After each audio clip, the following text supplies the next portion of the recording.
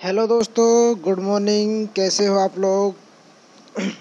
Good morning और welcome to Study With Smartness. Study With Smartness में आपका स्वागत है। और अभी सुबह के 3 बजे हुए हैं जब मैं आपको वीडियो शूट कर रहा हूं, और मुझे बहुत खुशी हो रही कि मैं ये काम कर रहा हूं कि आप सबको नॉलेज देने की कोशिश कर रहा हूं। और ये देखिए, अपन प्रैक्टिस सेट नंबर 1 कंप्लीट कर चुके थे, CDP यानी बाल विकास का। तो अब अपन प्रैक्टिस सेट नंबर 2 यानी जो प्रीवियस पेपर में क्वेश्चन आए हुए हैं उनको अपन प्रैक्टिस सेट नंबर 2 में लास्ट 15 क्वेश्चन कवर करेंगे। अपन ने लास्ट 15 क्वेश्चन कवर किए थे। मैं दोस्तों क्या है, छोटे वीडियो इसलिए बनाता हूँ कि ज़्यादा लॉन्ग टाइम के वीडियो रहेंगे 35-40 मिनट के तो बोरियत लगेगी, इसलिए छोटे छोटे वीडियो रहेंगे। तो हर 15 मिनट का वीडियो देखा, फिर रेस्ट ले लिए, फिर 15 मिनट का देखा, फिर रेस्ट ले लिया। तो इससे क्या होगा, आपको क्या है, इन क्वेश्चन की लेवल थोड़ा सा कठिन है, इनका लेवल थोड़ा हाई है।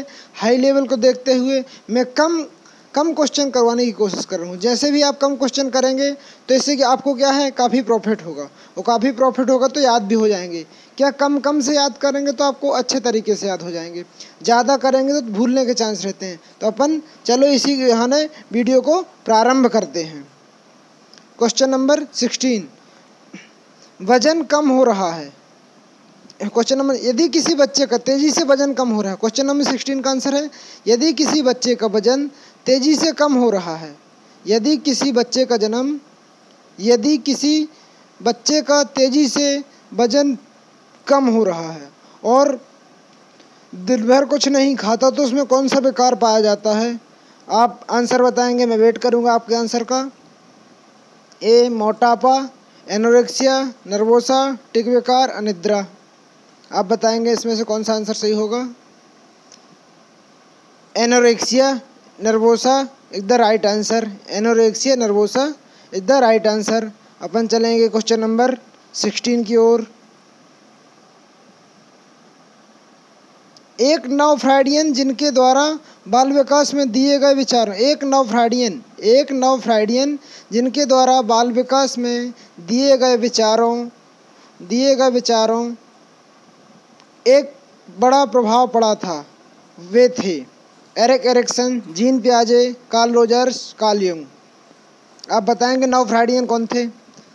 दोस्तों, जो बाल विकास में सिद्धांत आते हैं तो ये सभी ने एक एक सिद्धांत दिए हैं, सभी वैज्ञानिकों ने। मैं आपको इन सभी के बारे में बता रहा हूँ।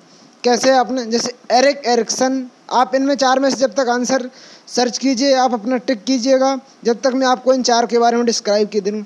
एरिक एरिक्सन, जीन पियाजे, कार्ल रोजर्स, कार्ल युंग। देखिए, अपन लास्ट 4 नंबर से स्टार्ट करें। कार्ल युंग ने मनोविश्लेषणात्मक, मतलब सिगमंड फ्राइड के शिष्य थे, तो मनोविश्लेषणात्मक सिद्धांत जो दिए थे सिगमंड फ्राइड ने, उनके शिष्य माने जाते हैं। तो उनकी साथ मिल करके मनोविश्लेषण सिद्धांत में, जिसमें इदम अहम परामहम दिया गया है, मनोविश्लेषणात्मक जो सिद्धांत दिया है उसके सहयोगकर्ता माने जाते हैं कार्ल युंग। कार्ल रोजर्स ने अनुभवजन्य का सिद्धांत दिया था। कार्ल रोजर्स ने कौन सा सिद्धांत दिया था? अनुभवजन्य का सिद्धांत। जीन पियाजे ने संज्ञानात्मक विकास का सिद्धांत दिया। दोस्तों, जीन पियाजे से ऐसा कोई भी टेट हो, MP टेट हो, UP टेट हो, हरियाणा टेट हो, कोई भी टेट हो, ऐसा हो ही नहीं सकता कि जीन पियाजे से क्वेश्चन आए। जीन पियाजे is a very very very important person. क्या है, जीन पियाजे ने अपने ही 3 बच्चों पर अध्ययन किया था, जो कि लगातार 35 साल, और ये स्विट्जरलैंड के निवासी थे। और एरिक एरिक्सन ने भी एक सिद्धांत दिया था, वो अपन बाद में बताएंगे। अब अपन इसके बारे में आते हैं कि नव फ्राइडियन कौन थे। तो करेक्ट आंसर दोस्तों आप लोग बताएंगे। अभी तक आपने अपना आंसर टिक कर लिया होगा। Erik Erikson is the right answer. तो दोस्तों, आप पेन और कॉपी लेकर के बैठिए। पेन और कॉपी लेने के बाद आप अपना टिक करिए। पहले आपका सही होता गलत होता टिक जरूर करिए। टिक करने के बाद आप एनालिसिस कीजिए, आप में कहाँ कमी है और कहाँ कमी नहीं है। आप अपनी कमी का एनालिसिस करेंगे तभी आप आगे जो आपको कमी है उसमें आप हावी हो पाएंगे और उसमें सुधार करके आगे बढ़ेंगे। तो जैसे इसका आंसर करेक्ट एरिक एरिक्सन। अपन क्वेश्चन नंबर 18 पे चलते हैं। किसने मीसो सिस्टम को वर्णित किया कि किस प्रकार बच्चे को माइक्रो सिस्टम के विभिन्न भाग के साथ बच्चे स्केल के लिए कार्य करते हैं? किसने किया था? ऑप्शन नंबर फर्स्ट एरिक्सन, पियाजे, वाइगोत्स्की, ब्रॉन, फ्रेंड, वीनर। आप बताएंगे, मैं आपके आंसर का वेट करूंगा। इनमें से कौन सा आपके द्वारा सही है? एरिक्सन, पियाजे, वाइगोत्स्की, ब्रॉन, वीनर। मैं वेट कर रहा हूँ आपके आंसर का। आप बताएंगे जब तक मैं आपको इन चार के बारे में बता दे रहा हूँ। जैसे ब्रॉन फिनर थे, ब्रॉन फिनर ने क्या है, SOR नाम से एक थ्योरी दी थी। SOR नाम से थ्योरी दी, वो वुडवर्थ ने और इनने मिलकर के दी थी। सेकंड है वाइगोत्स्की ने सामाजिक विकास का सिद्धांत दिया था। दोस्तों, अंतःक्रिया से संबंधित, सामाजिक विकास से संबंधित जो भी अध्ययन किया था वाइगोत्स्की ने किया था। पियाजे का मैं बता चुका हूँ, इनने संज्ञानात्मक विकास की 4 अवस्थाएं दी थी। और एरिक्सन के बारे में अभी बताया था आपको, एरिक्सन के बारे में, जो नव फ्राइडियन कहे जाते हैं एरिक्सन। तो दोस्तों, इसमें आप इसका आंसर बताएंगे। अब आपने लगा लिया होगा अभी आपके हिसाब से। अब क्वेश्चन नंबर 18 का answer, correct answer is the Braun Fan Wiener. Correct answer है ब्रॉन फैन वीनर। फोर्थ अपन चलेंगे क्वेश्चन नंबर 19। किसने पूर्णता और एकता का वर्णन करने के लिए सबसे पहले आत्मसिद्धि शब्द का प्रयोग किया था? दोस्तों, अगर आप क्वेश्चन को ध्यान से पढ़ेंगे तो इसका आंसर आपसे ऑलरेडी बन जाएगा, क्योंकि आत्मसिद्धि आपने देखा होगा किसने 5 प्रकार दिए थे आत्मसिद्धि के लिए। आप समझ सकते हैं, मैंने आपको इतना हिंट कर दिया है, इससे आपको पता चल जाएगा। एडलर ने कौन सी परिभाषा दी थी? जिसका जीवन में कोई स्थान ना हो, जिसका जीवन में कोई स्थान ना हो, एडलर की परिभाषा थी। अब्राहम हेराल्ड मैस्लो, करेन हर्नी, कार्ल युंग। तो दोस्तों, आपने अभी तक आंसर टिक कर लिया होगा। इन 4 में से आपने जो भी आंसर टिक किया हो, आप देखिएगा आपका करेक्ट हो रहा नहीं हो रहा। आप इसमें प्रैक्टिस कीजिएगा। आपका करेक्ट नहीं होता है तो आपको प्रॉब्लम नहीं, कोई बात नहीं। अभी प्रैक्टिस करके आप इनको लर्न कीजिएगा, याद कीजिएगा, बार बार वीडियो देखिएगा। और हाँ, अगर वीडियो आपको अच्छा लगता है तो लाइक करें, शेयर करें, सब्सक्राइब करें और अपने फ्रेंड लोगों को भी शेयर करें, जो कि इससे पेपर को पढ़ें। क्या है, बुक से पढ़ने से तो बुक से पढ़ना अच्छी बात है, लेकिन क्या है, प्रैक्टिस करना उससे भी अच्छी बात है। जब तक आप प्रैक्टिस नहीं करेंगे तब तक आपको कोई प्रॉफिट समझ में नहीं आएगा कि हम में कहाँ कमी है, कहाँ नहीं है। इसलिए सबसे पहले आपको प्रैक्टिस करना कंपलसरी। प्रैक्टिस मेक्स परफेक्ट, यानी अभ्यास ही दक्षता की पूंजी है। तो ये प्रैक्टिस मेक्स परफेक्ट, मतलब अभ्यास आपको करना ही चाहिए। तो इसका correct answer Abraham Herald Maslow, इसने आवश्यकता अधिगम का सिद्धांत दिया था। है तो आत्मसिद्धि इसने जो 5 प्रकार दिए थे, 5 प्रकार में से आत्मसिद्धि और आत्म अभिव्यक्ति, चौथा प्रकार आत्मसिद्धि का दिया था, 5वां आत्म अभिव्यक्ति का दिया था। अपन चलेंगे क्वेश्चन नंबर 20। बच्चों में मानसिक स्वास्थ्य में SLD शब्द का अर्थ है। यहाँ पर दोस्तों फुल फॉर्म पूछ लिया गया है। फुल फॉर्म को ध्यान से देखिएगा। एक फुल फॉर्म तो कंफर्म है फ्रेंड, आएगा ही आएगा। तो आप 4 में से कोई एक ऑप्शन सही है, 4 में से एक ऑप्शन बताएंगे। क्या सेल्फ लर्निंग डायरेक्शन सही है, स्पेशल लर्निंग डायरेक्शन सही है, स्पेसिफिक लर्निंग डायरेक्शन सही है, या सिम्पसन लर्निंग डायरेक्शन सही है? आप बताएंगे 4 ऑप्शन में कौन सा सही है। Self learning direction, special learning direction, specific learning direction. Correct answer is special learning disorder. Correct answer. तो दोस्त, फुल फॉर्म में याद करना ही पड़ेगा आपको। एक फुल फॉर्म आता ही है मैक्सिमम, हर एक पेपर में मैंने एनालिसिस किया, सभी में एक फुल फॉर्म आता ही, तो आपको फुल फॉर्म भी याद करना है। चलो इसके बाद आगे बढ़ते अपन। Question number 21। संपूर्ण के रूप में एक स्थिति की धारणा अपने हिस्सों के सभी रूप बेहतर समझ देती है और अंतर्दृष्टि की घटना को संभव बनाती है। अधिगम की किस विधा को इसका आधार माना जाता है? परीक्षण और त्रुटि अभ्यास, अंतर्दृष्टि के माध्यम से अधिगम, अनुकरण के माध्यम से अधिगम, अनुभव के माध्यम से अधिगम। परीक्षण और त्रुटि अधिगम, अंतर्दृष्टि के माध्यम से, अनुकरण के माध्यम से अधिगम। इन चारों ऑप्शन में एक आंसर करेक्ट है। दोस्तों बताइएगा कौन सा है। क्या परीक्षण और त्रुटि अधिगम सही है, अंतर्दृष्टि के माध्यम से अधिगम सही है, अनुकरण के माध्यम से अधिगम सही है, या अनुभव के माध्यम से? आप बताएंगे, मैं वेट कर रहा हूँ आपका। करेक्ट आंसर इज अंतर्दृष्टि के माध्यम से अधिगम। अपन चलेंगे क्वेश्चन नंबर 22। ये देखिए, ये पूरा माइंड के ऊपर है। बच्चा निम्न उम्र में से उचित वाक्यों का उपयोग कब कर पाएगा? दोस्तों बताइए, बच्चा निम्न में से किस उम्र में उचित वाक्यों का उपयोग कर पाएगा? उचित वाक्यों का उपयोग बच्चा कब कर पाएगा बताइए। इसमें क्या 5 वर्ष में कर पाएगा, क्या 4 वर्ष में कर पाएगा, क्या 3 वर्ष में कर पाएगा, क्या 6 वर्ष में कर पाएगा?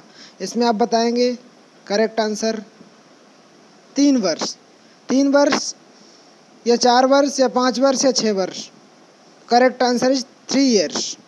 3 वर्ष में बच्चा अपने शब्दों का उपयोग कर पाएगा। क्वेश्चन नंबर 23 पे चलते अपन।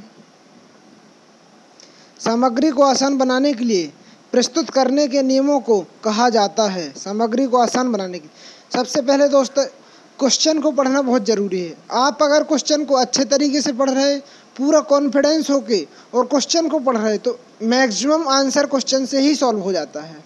तो सबसे पहले आपको क्वेश्चन, कोई भी क्वेश्चन आता है, एक बार रीड कीजिए, 2 बार रीड कीजिए, 3 बार रीड कीजिए। रीड करने से ऑटोमेटिक ही 50 to 60% तो आपका क्वेश्चन का आंसर सॉल्व हो ही जाता है। आपने क्वेश्चन को समझ लिया, यानी आंसर तक आप पहुंच सकते हैं।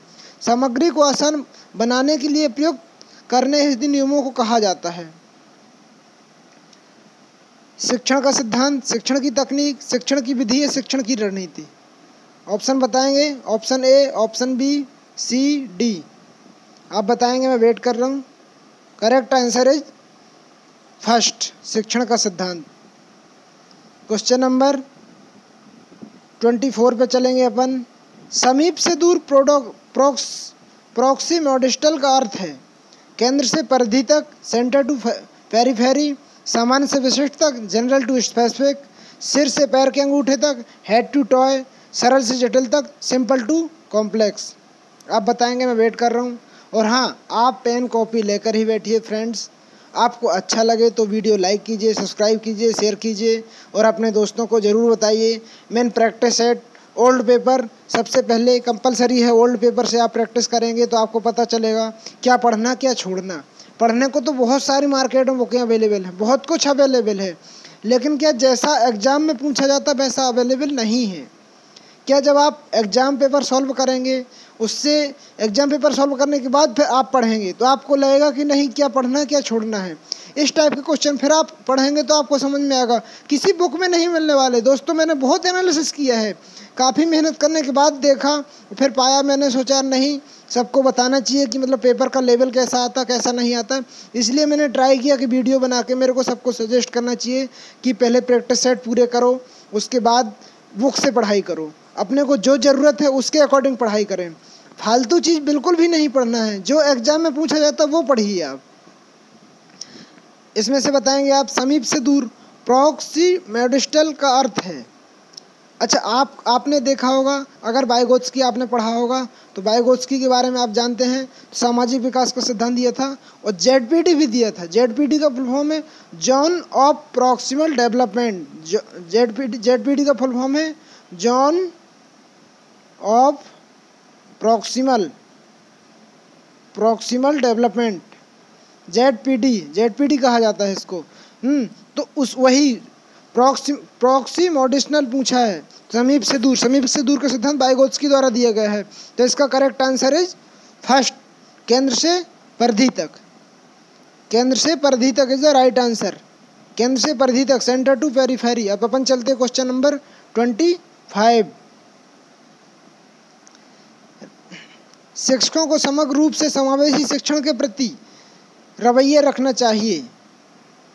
आप बताएंगे, 4 ऑप्शन आपके सामने दिए गए हैं। 4 ऑप्शन में से आपको जो सही लगे आपको उसमें टिक करना है।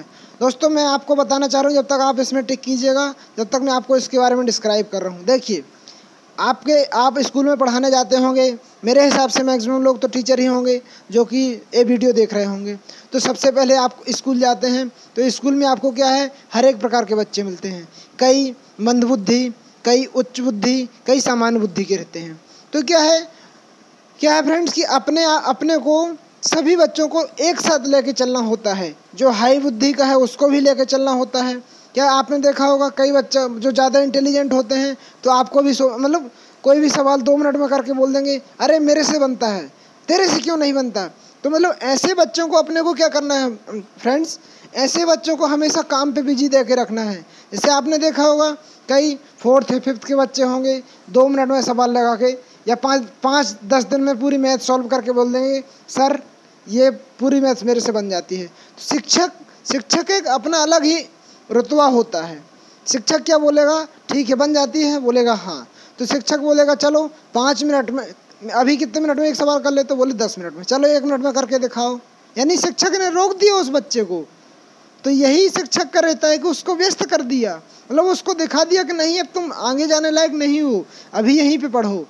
तो इसके बारे में आप बताएंगे सकारात्मक, नकारात्मक, पृथक और निष्पक्ष शिक्षा को कैसा रवैया अपनाना चाहिए। तो देखिए एनसीएफ 2005 ने एकदम करेक्टली बताया है कि नेगेटिव ऑप्शन को नेगलेक्ट करना है। तो नकारात्मक और निष्पक्ष नेगलेक्ट हो गए। अब डिफरेंट, कभी भी 2 बच्चों की तुलना नहीं करना है। तो पृथक, डिफरेंट वही आ जाता है, तुलना करना 3 ऑप्शन हो गए। तो सकारात्मक एकदम राइट आंसर अपना सकारात्मक। अपन चलते क्वेश्चन नंबर 26। लिंग का सामाजिक निर्माण लिंग का वर्णन करता है। लिंग का सामाजिक निर्माण लिंग का वर्णन करता है। जैविक लिंग के बारे में उनकी व्यक्तिगत राय। जैविक लिंगों के आधार पर व्यवहार और विशेषताएं। एक व्यक्ति जैविक रूप से पुरुष या महिला या इंटरसेक्स होता है। प्रत्येक जैविक लिंग के लिए समाज द्वारा बनाई गई विशेषताओं, एक साथ सामाजिक पहचान। आप बताएंगे 4 ऑप्शन में आपके हिसाब से कौन सा सही है। आपके सामने 4 ऑप्शन हैं, 4 में से बताइए आपको कौन सा सही लग रहा है। First, second, third, fourth is right answer. Fourth, प्रत्येक जैविक लिंग के साथ सामाजिक इकाई में पहचान। Fourth question number 27। शैक्षिक प्रक्रिया के 3 घटक क्या हैं। शैक्षिक प्रक्रिया के 3 घटक फ्रेंड्स, भाइयों एवं बहनों इसमें बताइएगा कि शैक्षिक प्रक्रिया के 3 घटक क्या हैं। जब तक आप अपना टिक कीजिए जब तक मैं इनका डिस्क्राइब कर रहा हूँ।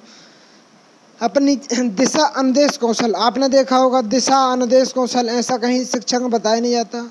शिक्षक पुस्तकें, हाँ पुस्तकें तो होती हैं, शिक्षा और शिक्षक होता है, लेकिन एनसीएफ 2005 ने ऐसा नहीं कहा, पुस्तकों के बारे में नहीं कहा।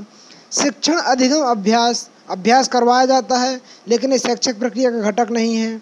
तो शिक्षा, शिक्षक, छात्र, हाँ एनसीएफ 2005 ने बोला है शिक्षा, शिक्षक और पाठ्यक्रम। तो पाठ्यक्रम, तो इसने एजुकेशन को शिक्षा डाल दिया है। तो शिक्षा, शिक्षक, छात्र is the correct answer. Correct answer है शिक्षा, शिक्षक, छात्र। अपन चलेंगे दोस्तों क्वेश्चन नंबर 28। वह शिक्षक जो अपने छात्र को निजी ट्यूशन लेने के लिए दबाव डालता है या डालती है, निम्नलिखित में से उसमें व्यवहारिक नैतिकता की किस संहिता की कमी है। छात्रों के प्रति अवृत्ति, सहकर्मियों के प्रति अवृत्ति, समाज के प्रति अवृत्ति, व्यवसाय के प्रति अवृत्ति। तो ये तो फ्रेंड्स आप लोगों से सभी से बन जाना चाहिए मेरे हिसाब से कि अगर कोई शिक्षक अपने स्टूडेंट को, छात्र को प्रेरित कर रहा है ट्यूशन के लिए, तो छात्रों के प्रति अवृत्ति हो नहीं सकती, सहकर्मियों के प्रति हो नहीं सकती, समाज के प्रति हो नहीं सकती, व्यवसाय के प्रति is the correct answer. Correct answer व्यवसाय के प्रति। ये तो आपसे भी बन जाना चाहिए मेरे हिसाब से, और बन गया होगा सभी से वैसे। 29 कोहल वर्ग के सिद्धांत से संबंधित है। कोहल वर्ग के सिद्धांत से संबंधित है, बताएंगे आप। क्या नैतिकता या धारणा या अनुभूति या ऑल ऑफ है वो, मतलब सभी।